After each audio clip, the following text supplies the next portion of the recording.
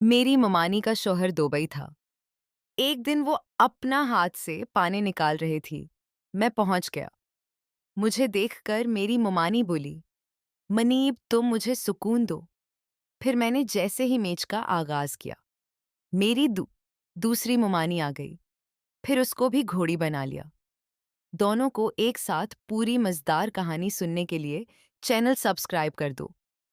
ये कहानी कुछ साल पहले की है। मेरी छोटे मामू आसिम दुबई गए हुए थे, तो वो मुझे बोल के गए कि अपनी मुमानी जान का ख्याल रखना। मैंने कहा जी मामू। फिर मामू तो चले गए। हालात नॉर्मल हो गए। मेरी एक खूबसूरत मुमानी औरत थी। मैं कभी उसके नाम का सलवर भी दे लेता था। वो भी अक्सर कोई काम होता तो मुझे ही मैसेज कर देती थी। मैं अक्सर उसको जैसे देखता था, वो भी समझती और जानती थी। लेकिन उसने कभी मुझसे ज़्यादा घुल मिल नहीं की। एक दिन मामू ने कुछ सामान भेजा तो मैं वो अपनी मुमानी शहीना को देने चला गया। जब मैंने देखा तो मुमानी खुद को आराम दे रही थी। मैं देखता रह गया। मुमानी को तो वो बोली बता के आया करो। तब तक खान साहब भी बेदार होने लगा। मुमानी ने एक नज़र से देखा। मैंने कहा मुमानी वैसे मैं आपसे एक बात बोलूं। वो बोली जी। मैंने कहा मैं भी कई बार खुद को आपके नाम का सलवर दे चुका हूं। फिर मैंने मुमानी से कहा अगर आप कहो तो मैं आपकी मदद करूं। ममानी बोली नहीं नहीं। फिर मैंने सामान दिया, मैं चला आया। लेकिन अब मैंने घर आकर मुमानी के नाम का खुद को सुकून दिया। फिर कुछ दिन के बाद शहीना मुमानी का फ़ोन ख़राब था। उसने मुझे बोला कि उसको बनवा दो। मैंने खुद बना दिया। मुमानी ने बोला मेरा ये कारनामा देखकर बोली कि वहाँ मनीब तुम तो यार बड़े काम के बंदे हो। मैंने कहा जी बिल्कुल, मेज भी लगाए हुए है, बहुत शानदार मीच खेलता हूँ। मुमानी बोली अच्छा। मैंने कहा ये तो आप हैं, हमें दावत नहीं देती। ममानी ने मेरे इसरार पर कहा आ जाओ यार, तुम भी क्या याद करोगे। फिर ममानी के साथ मैच का आगाज हो गया। हम काफी देर मैच में मशगूल रहे। फिर शहीना ममानी आउट होगी, लेकिन मैं अभी मुकम्मल नहीं हुआ था। ममानी आउट होने के बाद बोली वाह यार, तुम तो वाकई ही कोई काम की चीज हो। मैंने कहा मेरी तारीफ बाद में करना, पहले मुझे मुकम्मल करो। फिर ममानी ने अपने दूसरे मैच का आगाज कर दिया। कुछ वक्त हम लगे रहे। फिर ममानी और मैं एक पूरे हो गए। ममानी बोली मनीब सच पूछूं तो मैं ही बेवकूफ थी, ऐसे ही दिना वक्त गुजार दिया।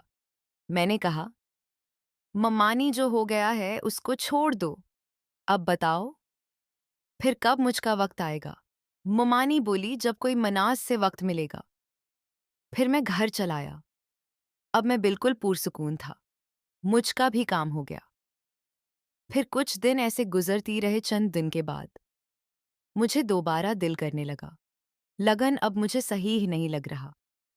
फिर मैंने ममानी को मैसेज किया, ममानी अब क्या इरादा है। ममानी बोली कुछ देर सोचने लगी। फिर बोली अच्छा आ जा। और फिर मैं चला गया। नानी बैठी थी। फिर कुछ देर नानी से बातें करता रहा। फिर मैं अपनी ममानी के पास चला गया, तो वो बैठी थी।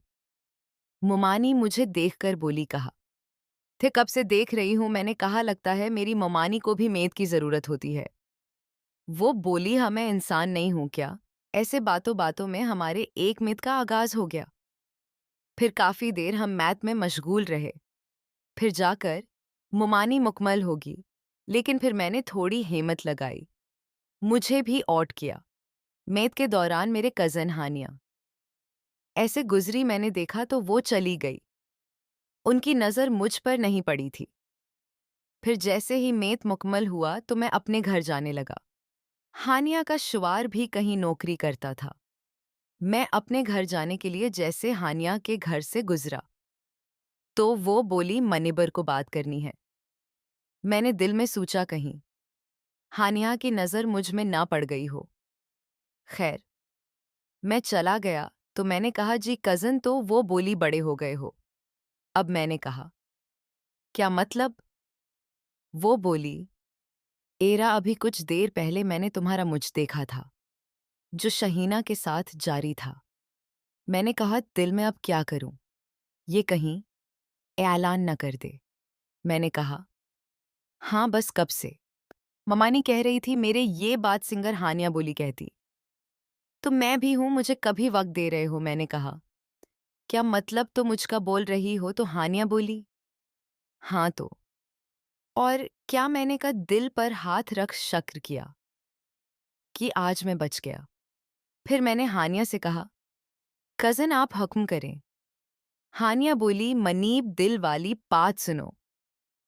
तो मेरा भी तुम लोगों का मुझ देखकर दिल चहने लगा है। मैंने कहा, तो अब आप क्या चाहती हैं। हानिया बोली, अगर तुम्हारे पास वक्त है तो आजा एक मुझ का आगाज करते हैं।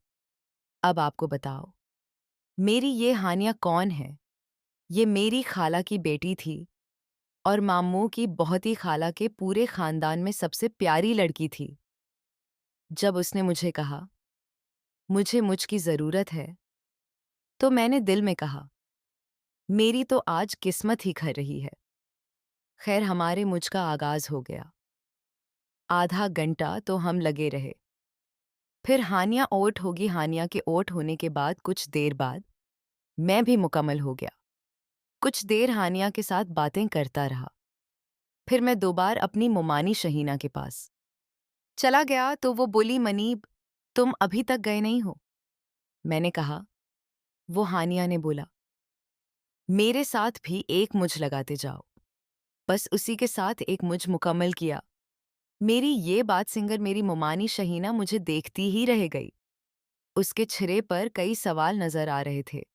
वो बोली, अच्छा मनीब तुमने हानिया को ये तो नहीं बताया कि मुमानी के साथ भी मुझ लगाया है। मैंने कहा, मुमानी जान मैंने उसको ऐसा कुछ नहीं बोला। लेकिन हानिया ने कहा, मैंने तुम लोगों का मुझ देखा है। मुमानी बोली, अब क्या होगा। पागल, मैंने कहा, इसमें परेशान होने वाली कौन सी बात है। हानिया अभी तो मुझ लगा चुकी है, इस बारे में वो किसी से कुछ नहीं कहेगी। मुमानी बोली, हाँ यार इस बारे तो मैंने सोचा भी नहीं था। खैर मैं चला गया। अगले दिन नानी बोली, खर्च कर लगाना।